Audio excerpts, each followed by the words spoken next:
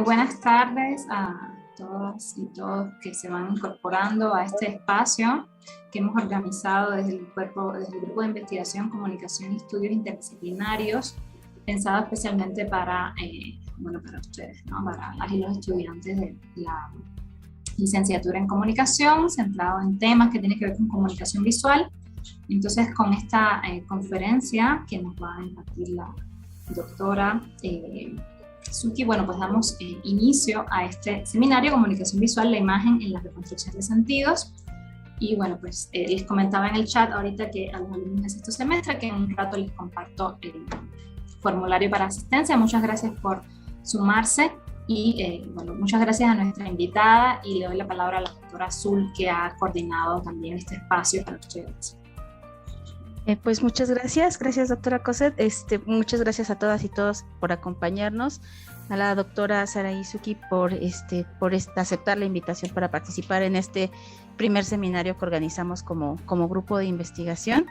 Esperamos que pues aporte luz a los temas de interés que ustedes están desarrollando, sobre todo en relación con la cultura visual, ¿no? La doctora Izuki es especialista en este tema y seguramente que su objeto de estudio les será sumamente interesante. Y bueno, me voy a permitir leer un poquito lo que es la reseña curricular de la doctora Izuki. Ella es doctora en Ciencias Sociales por parte de la Autónoma del Estado de Hidalgo, es profesora e investigadora de la Facultad de Comunicación en la Benemérita Universidad Autónoma de Puebla. Su línea de investigación es precisamente cultura visual en la gráfica contemporánea, por lo que sus investigaciones están orientadas a los temas relacionados con cultura visual, arte contemporáneo, cómic japonés e historieta mexicana.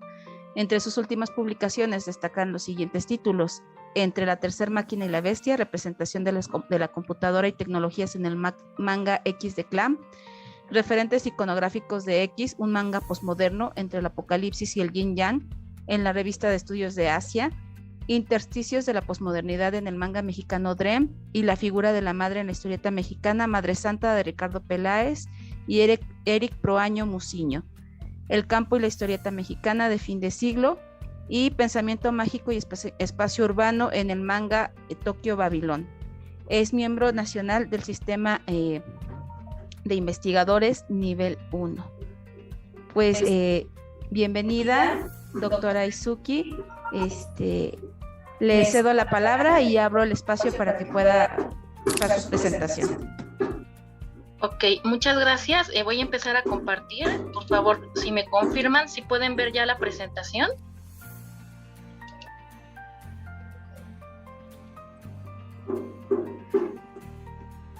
¿Sí la pueden ver? Sí. Okay. Voy a dar inicio porque tenemos poco tiempo y es un poquito extenso y denso esto que voy a compartir. Voy a platicarles un poquito sobre esta historieta, sobre de qué trata. Necesito platicarles sobre esto para poder dar inicio. Bueno, este es un manga del que ya he hablado en algunas otras ocasiones. El manga se llama X. Voy a proceder a explicar un poquito sobre esto. El manga es una publicación de origen japonés. Se llama X 1999 y fue creado por un colectivo de autoras que se autodenominan Clamp. Ellas ya han publicado más obras pues alrededor del mundo, son bastante conocidas. Quizás las identifican por la obra de Cardcaptor Sakura, que ahorita está con una de sus secuelas, y bueno, está de nuevo retomando impacto. Entonces Clamp está constituido por dos dibujantes. La dibujante que trabajó principalmente en este manga, su seudónimo es Mokona Papa, Mikne Koi, Nanase Okawa y Satsuki Igarashi. Son dos dibujantes y dos guionistas.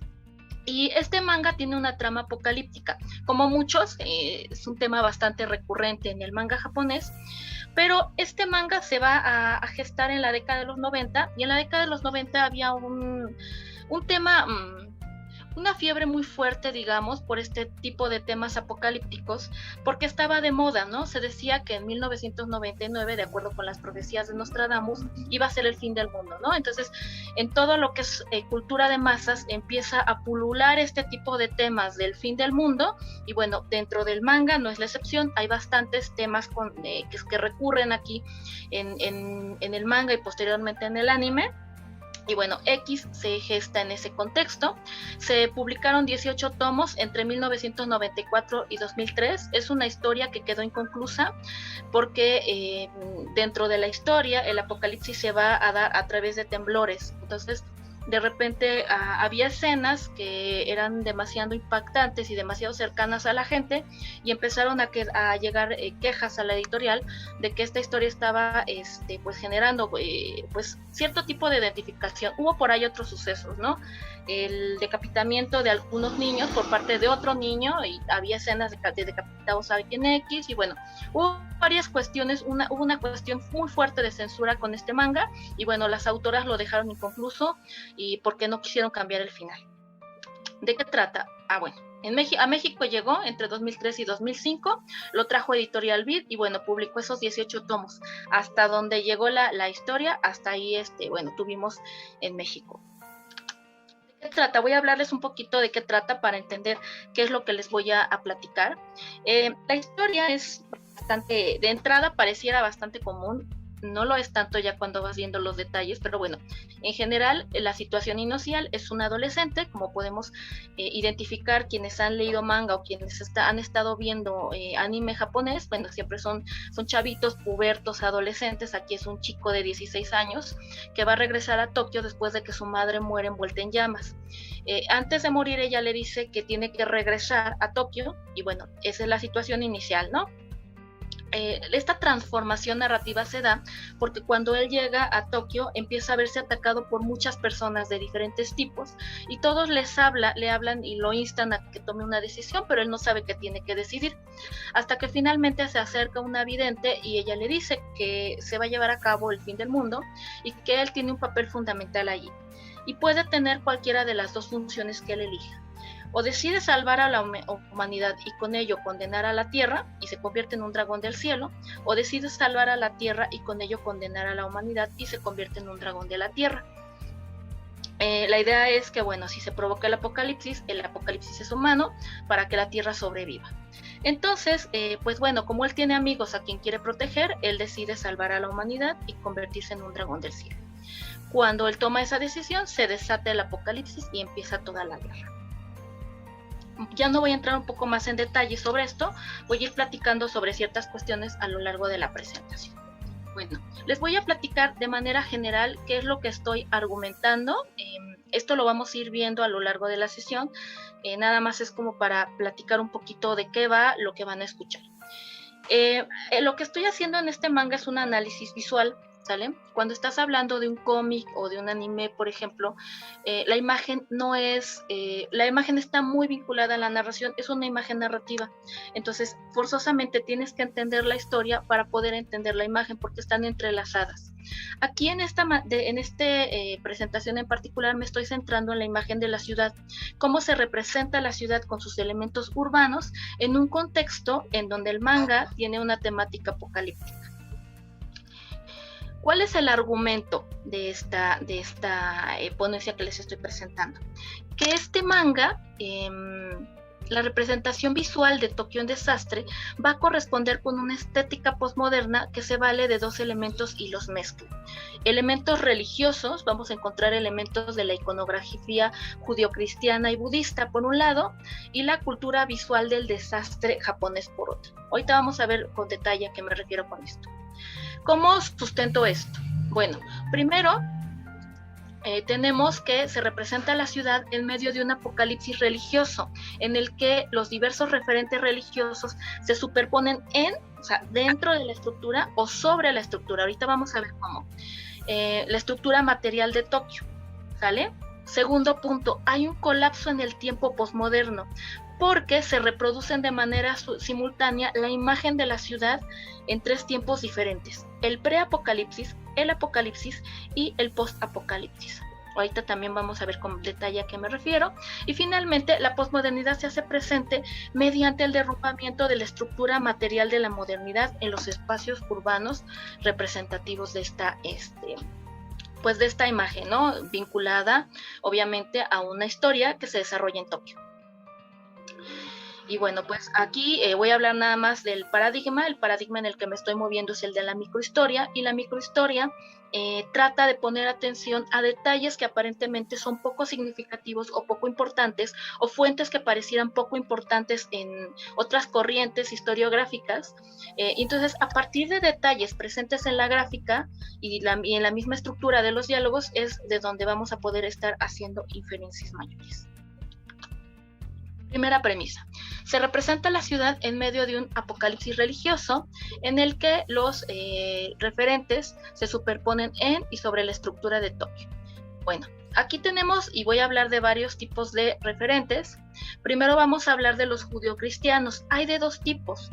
Los que tienen esta idea judeocristiana, como la estrella de David, que es la estrella de 6 picos, el pentagrama, que es la estrella de 5 picos, el árbol sefirótico, que es una estructura compuesta por varios círculos y líneas. No voy a poner aquí todos, son muchos y no nos daría tiempo de verlos, pero en realidad son elementos que en el relato no tienen incidencia, se presentan solo de manera estética. Claro, por supuesto, es una historia en donde hay elementos religiosos y mágicos, y estos aspectos que se retoman de su contexto original también tienen esta confluencia de que son también elementos religiosos y mágicos, pero ninguno de los conceptos originales de estos elementos se retoman realmente en la historia porque solo son estéticos. También vamos a encontrar elementos de la Biblia, particularmente del Apocalipsis de San Juan. Aquí sí tenemos elementos que inciden dentro de la historia, no solo son estéticos. En el Apocalipsis de San Juan se menciona la presencia de dragones, y también se habla de la presencia de las 7 estrellas, ¿no? De la Osa Mayor, como lo observamos en el caso del manga. En el caso del manga, los personajes que van a involucrarse en la guerra del Apocalipsis se les llaman dragones, dragones del cielo y dragones de la tierra. Entonces, se van a presentar de diferentes maneras. Por ejemplo, la estrella de David, voy a adelantar un poco, se presenta incrustada en la estructura material de la ciudad. Hay dos formas en las que aparecen los elementos. Incrustados, como aquí, en el lado izquierdo vamos viendo que se observa una escena de un sueño en donde los diferentes dragones están incidiendo en la ciudad para provocar su destrucción. Muchos de los elementos se presentan así, como en este caso, en donde hay una intervención directa en la ciudad, o literalmente se representan al interior de los edificios, desarrollados al interior de la estructura, ¿sale? Y está la segunda modalidad, se representan superpuestos, como vemos las 7 estrellas que representan a los dragones del cielo. Entonces te ponen la estructura de la ciudad y superpuestos las imágenes, ¿sale?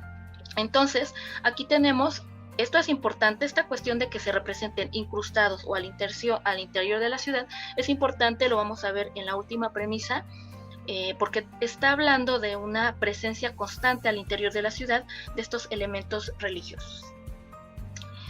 También tenemos los elementos orientales, son mucho menos, por lo menos en esta cuestión de la ciudad. En la historia pues, son mucho más abundantes, pero bueno, en la representación de la ciudad solamente hay una referencia a la palma de Buda, en la línea Yamanote. La línea Yamanote es una línea de tren, es la única que es circular y es muy famosa porque va a pasar por diversas zonas que son muy representativas de Tokio, son zonas de turismo y de comercio, entonces es muy conocida, y aquí la hacen o la vinculan con la palma de Buda, que bueno, es un símbolo de protección, ¿no? Entonces, tenemos aquí estos referentes religiosos que están como una constante, incrustados dentro de la representación visual y conceptual de la historia. Segundo punto, hablábamos de que hay un colapso en el tiempo de la narración en la historia, y esto vincula a este manga con la teoría de la posmodernidad. Entonces se reproduce la imagen de la ciudad en 3 tiempos diferentes. Primero, el preapocalipsis, y en el preapocalipsis lo que te presenta es literalmente la ciudad, una ciudad inicial, una ciudad completa, una ciudad todavía sin destruir, y se representa varios elementos de la imagen de esta ciudad. Vemos las sendas o vías de circulación, se representa la línea Yamanote, ahorita la vamos a ver descarrilándose, y el puente de Rainbow, que es el puente arcoíris que vemos aquí a la derecha. También se representan los principales barrios de la ciudad: Nakano, Shinjuku, Shibuya, Ginza. Aquí vemos a Ginza del lado izquierdo. Esto es bien interesante porque son barrios que se les conoce como zakaribas porque son espacios de comercio, o sea, son las formas más extraordinarias de modernidad, de consumo y de turismo, y todos ellos se representan. También estos barrios pues son nodos, son espacios de circulación, de confluencia, espacios en donde la gente coincide porque, bueno, son espacios en donde se hacen trámites y, bueno, pues se puede confluir ahí. Estos nodos son de diversos tipos, son políticos, económicos, religiosos. Aquí pongo muy poquitos en realidad, pero son muchos. De los políticos tenemos, por ejemplo, las oficinas metropolitanas de gobierno. Religiosos está un templo que se llama Yasukuni, también es muy conocido en Tokio. Y nodos, tenemos también la Torre de Tokio, ¿no? Entonces son puntos de confluencia en donde el observador puede entrar y hay mucha gente, ¿no? Son puntos importantes dentro de la ciudad. Entonces, para la ciudad preapocalíptica está tal cual una ciudad limpia, una ciudad completa y una ciudad estructurada a partir de sus elementos principales: sendas, barrios y nodos. Durante el apocalipsis es aquí donde se retoma la cultura visual del desastre japonés y sus principales tópicos. Nosotros hemos escuchado que Japón es un país pues altamente sísmico por su ubicación, por su estructura. Entonces, bueno, pues es un país que está acostumbrado a tener estos desastres y va a desarrollar toda una cultura visual de representación vinculada con esto. Vemos del lado derecho una estampa de ukiyo que de alguna manera sintetiza esto que se denomina la iconografía tradicional del terremoto, en donde se suele representar evidentemente la escena del temblor y siempre hay un vínculo con el fuego. Esta imagen que vemos es de 1923, las casas en esa época eran de un material que pues era muy fácilmente que se quemara y bueno, siempre estaba vinculado los terremotos con el fuego, ¿no? Entonces así se representaba y en el caso de X podemos observar obviamente dentro de la estructura de la modernidad, estas representaciones igual, ¿no? Del temblor vinculado con cuestiones de humo y cuestiones de fuego. De la misma iconografía tradicional del desastre, tenemos lo que se llama la miscelánea del desastre. La miscelánea del desastre es algo que conjuga esta iconografía tradicional del desastre, es decir, esta iconografía del temblor y el fuego y el humo, más las vistas panorámicas que empiezan a poder observarse ya cuando, bueno, pues todo el desarrollo tecnológico va a estar impactando en Japón y se puede acceder a otras zonas para poder tener otras vistas o hacer otros registros. Entonces, aquí observamos esta miscelánea del desastre también, ¿no? La ciudad en llamas, la ciudad cubierta de humo, los temblores y además desde esta panorámica, ¿no? Esta vista que se llama ojo de pájaro que te permite ver, bueno, la ciudad en todo su esplendor. Otro elemento de la cultura visual del desastre japonés muy característico era que se representaba la destrucción del arsenal moderno. Las imágenes que les estoy presentando son la mayoría de un temblor muy fuerte que se llevó a cabo, que fue en 1923, y fue muy representativo el derrumbamiento del Ryunkaku, que era un edificio muy alto, era una pagoda de 12 pisos, muy representativa de la modernidad, ¿no? De la apertura de fronteras de Japón al extranjero. Era un edificio de ladrillo, un material igual que había entrado desde afuera a Japón. y se derrumbó, fue lo primero que se derrumbó, ¿no? Entonces, en esta cultura visual del desastre japonés, que retoma evidentemente porque es su país de origen X, es muy común que se haga esta crítica a la modernidad como algo que no puede permanecer, ¿no? Y entonces están los edificios más representativos como el Ronkaku en 1923, o como este edificio que seguro han visto, si no leen el manga, seguramente lo han visto en el anime, que es este edificio de Shibuya 109, ¿no? Dentro de la destrucción del arsenal moderno también era muy común la representación del descarrilamiento de los trenes, ¿no?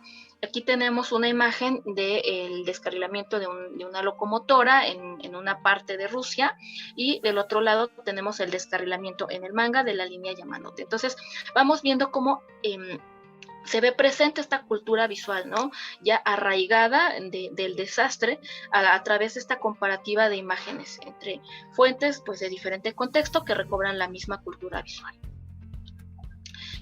En el ámbito del post-apocalipsis tenemos también esta cultura visual que habla de entender el temblor como un castigo y como un símbolo de renacimiento. No sé si han escuchado este mito que habla de que se cree que los temblores en Japón ocurren por culpa de un bagre, ¿no? Entonces este bagre, la idea es que él se empieza a mover y eso genera los temblores. Y se tenía la idea de que había un dios que le ponía una piedra en la cabeza y que, bueno, lo contenía, pero había determinado momento del año en el que el dios se retiraba, y entonces el bagre hacía de la suya, ¿no? Esto fue muy común en la iconografía del desastre. Se representaba este bagre generando los temblores, como lo podemos ver en esta ilustración, en este quillo, en esta estampa de la derecha, pero las ilustraciones más tempranas no te presentaban un bagre, sino un dragón. Atendiendo a esta noción iconográfica y a los vínculos, por supuesto, con la fuente del Apocalipsis de San Juan, tenemos también que este manga retoma esa cultura visual y se representan a los dragones con su forma serpentina destruyendo la ciudad, ¿sale? Entonces, esta confluencia, ¿no? El bagre como un elemento mágico, natural, que va a generar una destrucción por una corrosión humana, y esta es la crítica que se hace en aquí, ¿no? Son las acciones humanas las que están destruyendo la tierra, y entonces si se castiga a los humanos, si se destruye a los humanos, va a haber un renacimiento tal cual como se plantea, una destrucción, una ciudad sumida en las ruinas debido a la destrucción, y un posterior renacimiento en una tierra virgen, ¿no? Entonces, es una tradición de representación, como estamos viendo, que evoca ya una cultura visual muy arraigada en el país de origen, y que, bueno, tiene sus procesos de reelaboración en este producto visual, ¿no? Finalmente, tenemos que la posmodernidad se hace presente aquí mediante el derrumbamiento de la estructura material de la modernidad y de sus espacios representativos. Primero, este manga en general tiene una estructura completamente posmoderna, o sea, no solamente es la representación de la ciudad, toda la narración, la manera en la que se representa al personaje principal, todo completo, la manera en la que mezcla elementos. Aquí estoy sintetizando de manera general, ¿no? Es un manga que va a mezclar elementos de la tradición. Ves mucho, por ejemplo, los espacios religiosos, referencias míticas, elementos del Shinto, elementos que extraes de otro contexto, como lo son los elementos judío-cristianos, una mezcla muy importante. Ese es uno de los elementos más característicos de la posmodernidad, del pastiche, el recuperar el pasado y reelaborarlo en otras condiciones. Otro elemento característico de la posmodernidad es el colapso temporal. Se da de varias maneras en el manga. En esto que estamos viendo de manera particular, lo estamos viendo en este traslape de tiempos, ¿no? Tienes el tiempo preapocalíptico, pero también estás viendo al mismo momento el posapocalipsis y el apocalipsis, porque esto se ve a través de visiones en los personajes.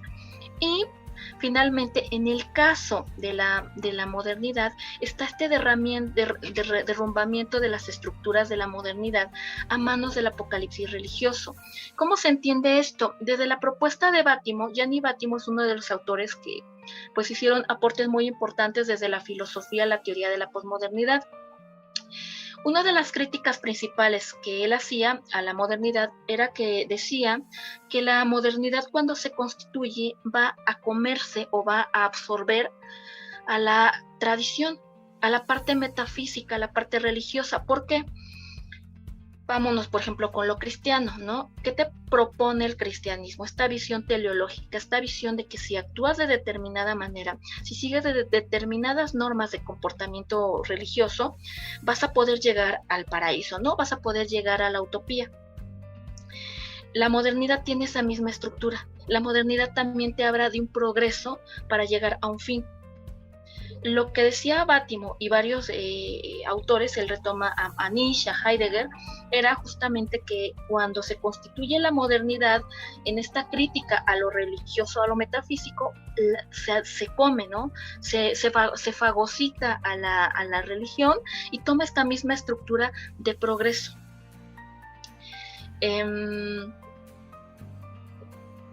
Y justamente es esta cuestión religiosa al interior de la modernidad lo que la socava.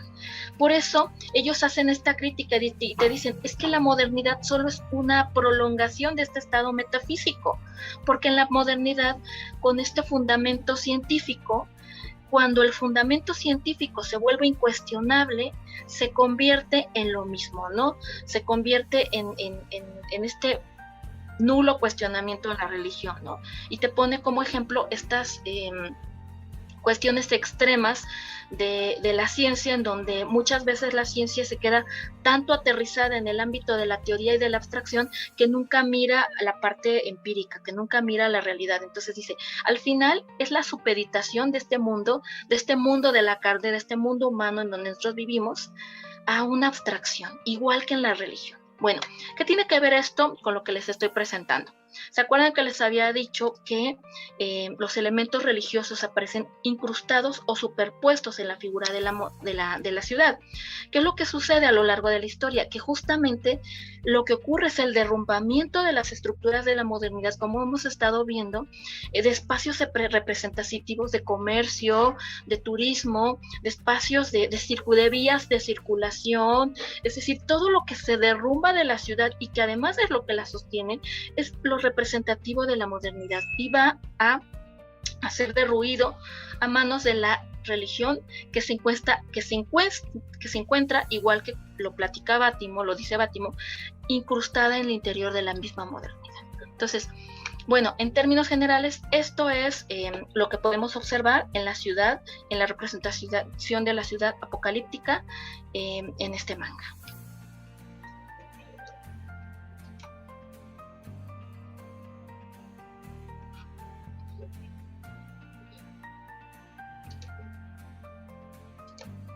Muchas gracias, doctora Izuki. No sé, de los asistentes a la conferencia, si tienen alguna duda, si quisieran preguntarle algo a nuestra conferencista.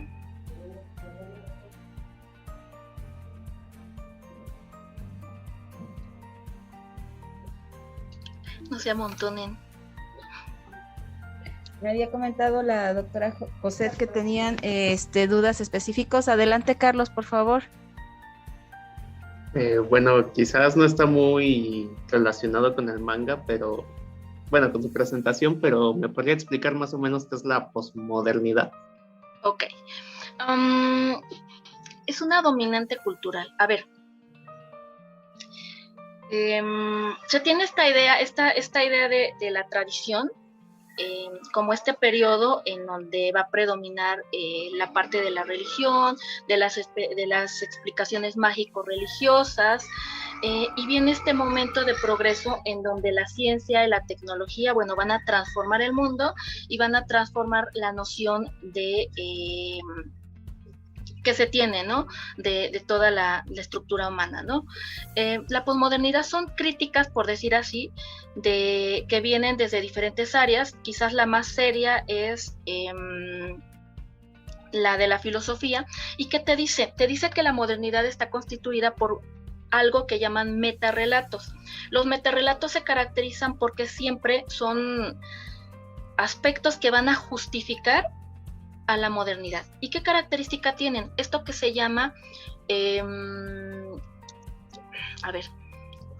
esta parte de que todos siempre te van a marcar un camino único a un paraíso, Entonces, Lyotard es uno de los filósofos que empiezan a hablar sobre la posmodernidad y te dice que hay 4 metarrelatos, ¿no? En realidad hay más, desde posteriores autores hay mucho más, pero él te habla de 4 que son muy claros: el cristianismo, el iluminismo, el socialismo y el capitalismo. ¿Qué tienen en común? En el cristianismo te dice que si sigues los preceptos de la religión, si te portas bien, si cumples con todos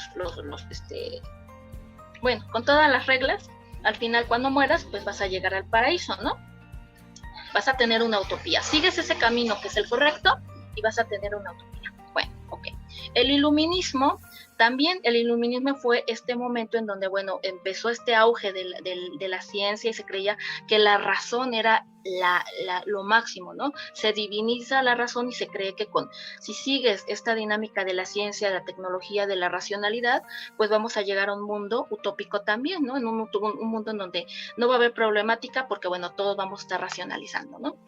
El socialismo también te habla de este tipo, ¿no? De que cuando el proletariado toma el control de los medios de producción, pues vamos a de nuevo a repartir los medios de producción entre todos, va a caer la burguesía y vamos a llegar también a una sociedad utópica, ¿sale? Entonces, estos 4 metarrelatos y los metarrelatos en general que constituyen la modernidad te hablan de un camino único hacia el progreso. Siempre va a ser un solo camino hacia la utopía, y la modernidad era progresiva y te hablaba de eso, de que siguieras un camino al progreso. La posmodernidad es una crítica que te dice: no hay un solo camino y no hay una sola utopía, hay muchos caminos, no hay macrorrelatos, hay microrrelatos. Hay muchas utopías y hay muchos caminos. Es un contexto entonces en donde empieza el auge de las minorías, por ejemplo, ¿no? En donde ya empiezas a ver todos estos movimientos lésbico-gays, los derechos de los animalitos, etcétera, ¿no? ¿Por qué? Porque ya no hay un solo camino, ya no hay algo que solo es válido. Y esto lo ves, por ejemplo, mucho en la cultura de masas, en películas. Si has visto películas, por ejemplo, que de repente te empiezan por el final, o te empiezan por el medio, luego te cuentan el principio y etcétera, ¿no? ¿Por qué? Porque están hablando de la ruptura de lo lineal, te empiezan a contar todo de una manera que puede seguir otro orden. Entonces, entre las características que tiene esto es justamente que empieza a cuestionar todo lo que tiene un orden, y el tiempo también es algo que se cuestiona. Por eso yo hablaba hace ratito de el colapso temporal, ¿no? De que se representan los 3 tiempos, en lugar de que presenten primero el preapocalipsis, el apocalipsis y el posapocalipsis, te van presentando imágenes que lo superponen. Entonces, en términos generales, a eso se refiere con la posmodernidad. ¿Sale? Sí, me quedó un poquito más claro. Sí, es que depende, ¿no? Y son varios filósofos, pero en términos generales es eso.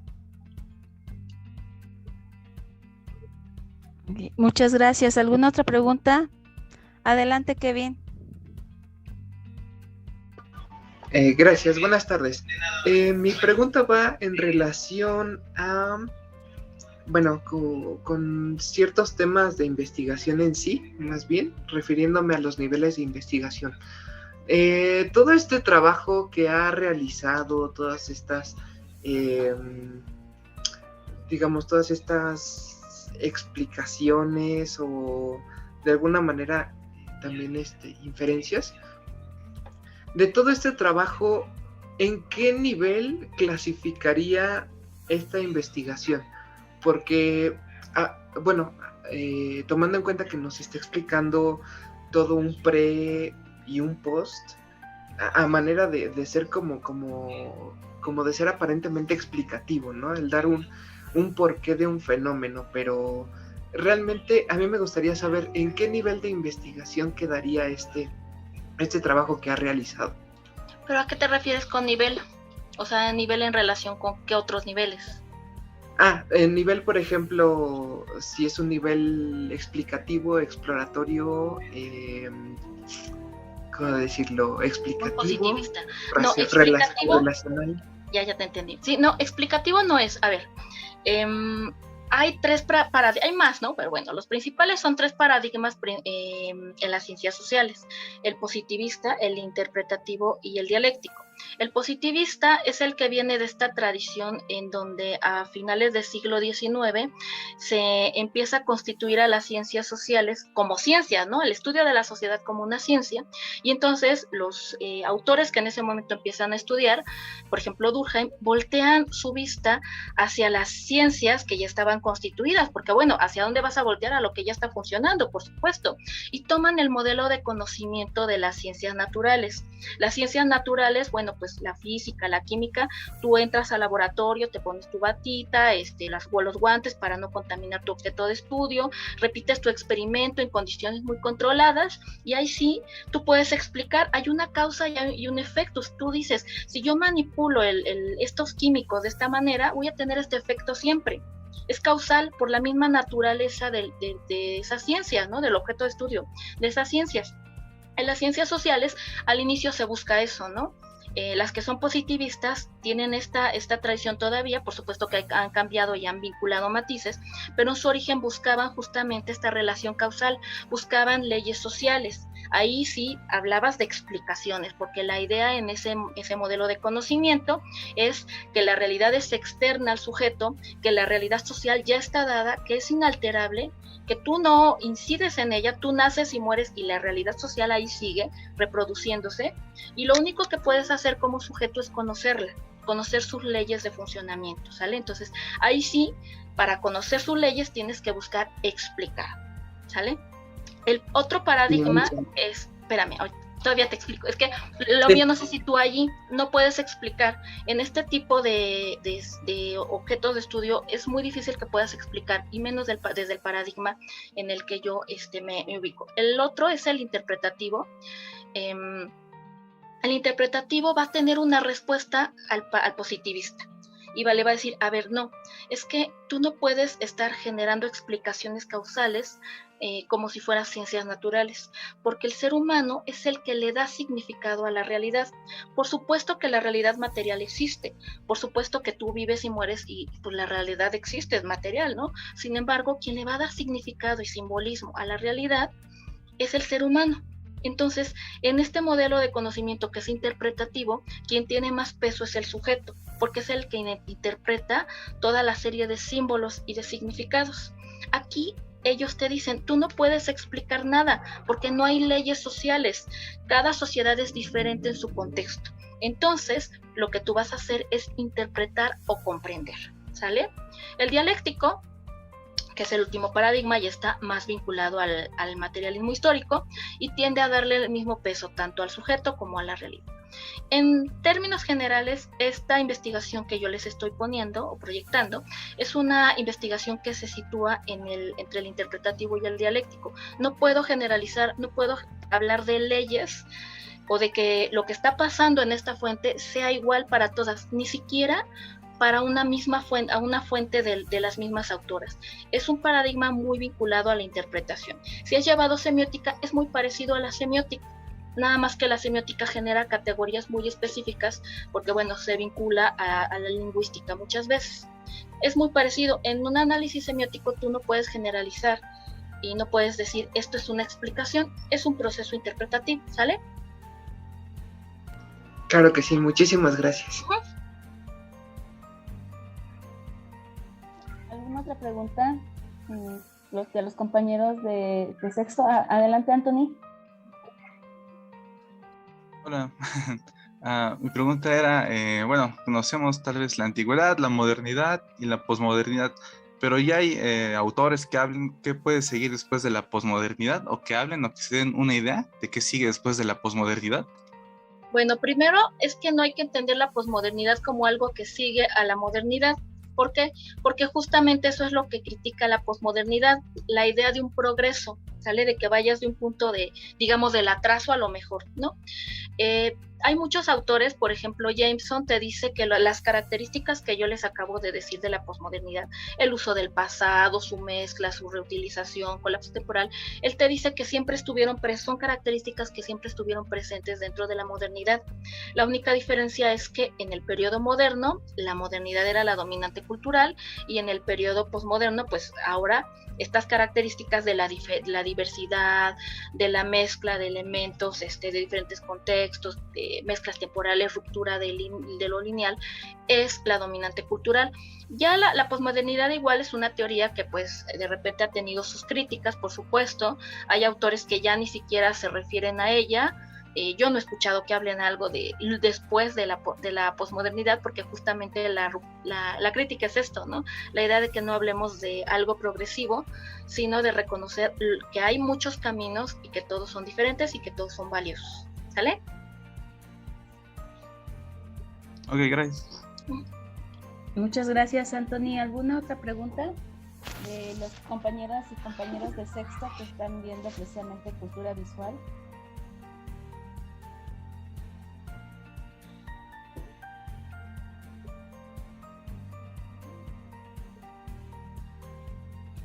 ¿No? ¿Ninguna pregunta? Bueno, va a preguntar la maestra entonces. Bueno, me gustó mucho el tema y todo el abordaje, precisamente porque en la última clase, al menos con sexto 2, vimos el tema de la posmodernidad en las narrativas, ¿no? Visuales y audiovisuales. Entonces, seguramente tienen preguntas, pero luego son tímidas y tímidos. Este manga en particular es muy posmoderno en su narración, en su construcción visual, en la historia y la manera en que está contada. Pero podríamos decir, por ejemplo, yo que no estoy familiarizada con el manga ni el anime, que en general la narrativa del anime y del manga es posmoderna, y tiene esto algo que ver con el país de origen, ¿no? Cómo es la sociedad hoy en Japón, no sé. Es que hay discusiones, porque justo trabajé hace poco un artículo que habla de eso, porque bueno, o sea, la teoría de la posmodernidad es algo europeo, es algo occidental, ¿no? Y tiene que ver cómo se vive en Occidente, pues todo el proceso social. Pero Japón, como bien dices, tiene características, tiene marcadas, lo que nosotros consideraríamos características posmodernas, las tiene muy marcadas desde su sociedad. Entonces, o sea, hay muchas propuestas filosóficas al respecto, ¿no? Hay autores, filósofos japoneses que dicen que, bueno, eso ya es lo característico de Japón y que, bueno, no, o sea, lo posmoderno es europeo. Hay otros autores que empiezan a dialogar con los filósofos europeos y son los que empiezan a introducir la teoría de la posmodernidad allí. Yo creo que en general en los mangas se pueden ver estas temáticas, como bien dices, producto de la sociedad japonesa, y que depende de la postura filosófica desde la cual la leas, lo puedes decir es posmoderno, o todos son posmodernos, o todos reflejan sus manifestaciones culturales, ¿no? Te iba a decir, lo que sí podemos ver mucho, y eso sí lo han trabajado también los autores, es el consumo que ellos denominan posmoderno. Y hay un autor que se llama Azuma Hiroki, que justo te habla de eso y te hace una propuesta de consumo en donde hace una analogía con la base de datos. Entonces te dice, es que ahora el tipo de consumo que se genera en estos productos, y hace un análisis específicamente para manga, anime y todas sus derivaciones, y te dice, son fórmulas probadas, si ya no importa tanto las narraciones, las grandes historias, son fórmulas probadas, pueden tener una historia extraordinaria, pero siempre está yendo de fórmulas que se traducen en temas, en formas de representar a los personajes, hasta en los dibujitos, ¿no? Con una colita, con sus orejitas, etcétera, ¿no? Entonces te dice, son fórmulas probadas, y dice, es como si ya todas estas fórmulas estuvieran en una gran base de datos, como una especie de tómbola, y de ahí lo sacan y se van mezclando diferente para hacer, ellos están como muy preocupados por eso, porque dicen que es un consumo irracional, ¿no? De hecho retoman términos de los rusos y dicen, híjole, es que nosotros los seres humanos nos caracterizamos por un consumo racional, y esto es un consumo racional, nos va a llevar a la animalización, ¿no? Bueno, en su contexto, por supuesto que tendrán toda la razón para hablar de eso, ¿no? Pero justo te dice, ¿no? Que es un tipo de consumo en donde se van retomando elementos de una base de datos y todos se van mezclando. Y de hecho nosotros lo hemos visto, estamos en una codirección con la doctora Azul, y justo la alumna que estamos dirigiendo está estudiando un videojuego que literalmente es una base de datos de elementos de ese tipo, en donde vas mezclando y creando tu personaje a partir de esos elementos. Entonces eso sí, pues se puede ver y se ha estudiado mucho desde el interior del país. Es un mundo.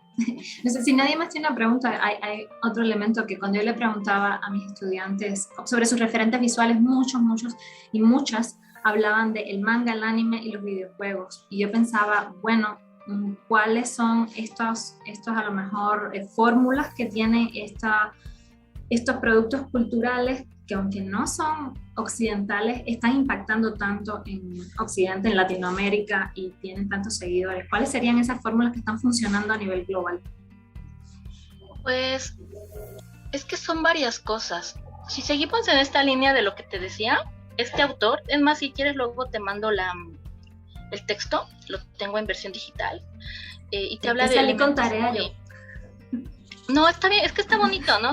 Te habla de elementos moe, y son o sea, son, ¿qué te diré? Es que no es una sola cosa, es por ejemplo el tipo de dibujo en donde te meten detallitos específicos, ¿no? Te decía hace ratito, la vestimenta, el tipo de hojas que te generan una identificación y una empatía, pero también son aspectos, por ejemplo, de desarrollo en determinados personajes, ¿no? La psicología profunda en determinadas historias. Yo creo que también hay fascinación porque de repente nosotros desde Occidente vemos historias que nos parecen muy fantásticas, ¿no? Aspectos que tienen que ver, por ejemplo, con las religiones que siguen vivas y que para nosotros son cosas así como mitológicas y lejanas, pero que en su contexto, por supuesto que son formas y manifestaciones del día a día, ¿no?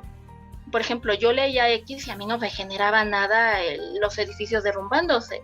Pero por supuesto que si me pongo a ver a lo mejor una historieta en donde vea derrumbándose algo que es más característico de mi ciudad, pues voy a sentir más, ¿no? Entonces yo creo que también ha sido esta cuestión de entenderlo como algo extraordinario, lejano, de historias, de formas de pensamiento que quizás son muy diferentes a lo que nosotros conocíamos y estábamos familiarizados, y esto ha generado mucho impacto, ¿no? Igual son fórmulas comerciales, ¿no? Ha sido todo una dinámica que abarca muchos niveles, no nada más lo visual.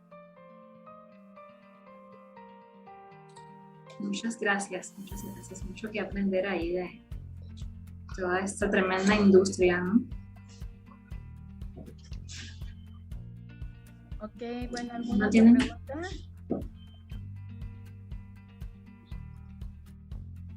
Adelante, Mildred. Buenas tardes, quería, dos cosas. La primera, si podría repetir el nombre del autor que mencionó hace un... Se fue tu audio, el autor, el de la base de datos, es Azuma Hiroki. Sí. El texto lo puedes encontrar en internet. El texto, si te interesa, se llama, búscalo, Animal Database en PDF y ya está en línea. Tiene otros, pero el otro sí, la verdad, me parece imposible de conseguir. Y la segunda era como preguntarles si existirá algún repositorio específico sobre este tipo de trabajos enfocados en manga o anime, como, o sea, análisis más profundos así, utilizando autores y todo. Pues específico, ¿no? En Google académico ahí entras y si pones manga y anime, te van a aparecer un resto de trabajos con esa temática. Pero sí tienes que buscarlo, o sea, que sean únicamente de eso, ¿no? De entrada ahí en Google académico, si le buscas así, manga y anime, te va a aparecer, ¿no? Digo, le puedes poner una serie específica y como puede ser que ya la hayan analizado, como puede ser que nadie la haya tocado, ¿no? Pero si le pones manga y anime, te van a aparecer, sobre todo, por ejemplo, elementos de la fórmula comercial, te aparece un resto de cómo se ha usado en el ámbito religioso dentro de este tipo de industrias. Pero búscalo, no en Google normal, es Google académico y desde ahí ya seguramente te van a aparecer trabajos. Y por ejemplo, esto que nos presentaste, ¿tienes algo publicado? O... Esto que acabo de presentar está en dictamen ahorita. Okay. Tengo sobre este manga, tengo mucho más. Igual está, si teclean mi nombre en Google, ya aparece en mi página de académica de Google, ya que tiene de autor, y ahí están todas las publicaciones que son de manga y anime japonés y del impacto que ha tenido para las producciones mexicanas, que hay unas cosas extraordinarias, perfectamente aterrizadas con toda la tradición visual de la historieta mexicana, que tenemos una tradición muy fuerte, y con formas narrativas y gráficas que ya se hibridaron con lo de Japón. Entonces, Ahí pueden encontrar la página y vienen ya los artículos. Pues yo creo que hay entonces otro encuentro pendiente para hablar de ese vínculo con la tradición mexicana, eso está muy interesante. Sí. Okay, muchas gracias. Si ya no hay ninguna otra pregunta. Yo aprovechando. Adelante, Anthony. Bueno, a ver, según espero no decir cosas incorrectas, pero entonces podríamos decir que el objetivo de la modernidad era el progreso, ¿no? Era una de las características que la sostenían, sí. Y entonces un objetivo de la posmodernidad sería dudar de ese progreso, dudar que no solamente... De construirlo, sí, de construir todo, porque todo es válido. Porque la modernidad te decía, hay un solo camino y este es el chido, y entonces la posmodernidad te dice, pues, aquí cuántos estamos y cuántos tenemos diferentes caminos y cuántos tenemos diferentes formas. O sea, la utopía para mí, quizás no la utopía para la doctora Azul, ¿no? O para la doctora Cosette o para ti. Entonces, la posmodernidad te habla justamente de que no hay un camino, sino de que hay muchos caminos, que no hay uno solo válido, sino que coexisten todos. Entonces quiero decir que esto sería como para identificar todas estas múltiples realidades y conocer la interacción, ¿no? Humana. Pero ¿cuál sería el objetivo de conocer esas realidades? Ya las conozco, sé que no es una sola, son múltiples. Y bueno, ¿de qué me sirve conocerlas? Tal vez podrían regresar de nuevo a que las conozco, estas múltiples realidades, pero de nuevo regresan a que todas deben ir al progreso. Pues es que lo que pasa es que todavía estás pensando mucho desde la idea del progreso, porque estás buscando un objetivo. O sea, al final, en la posmodernidad, pues bueno, si tú te pones a leer a Lyotard, es bien complicado de entender. Tiene un libro que dice La posmodernidad explicada a los niños, y dices, aquí lo voy a entender perfectamente, y lo empiezas a leer y dices, hijo, ¿no? Porque precisamente ellos dudaban hasta de la misma estructura narrativa, porque también te hablaba de un orden.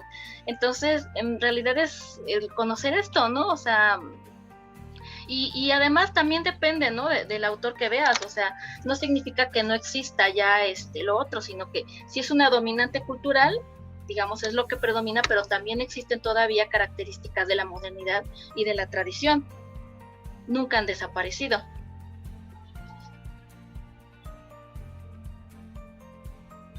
Bueno, es que para mí, bueno, como que conocer una otra realidad y no conocer sus objetivos se me hace extraño. O sea, sé que es posible, sé que no todos van para el progreso, pero, o sea, entonces, ¿cuál sería? ¿Hacia qué?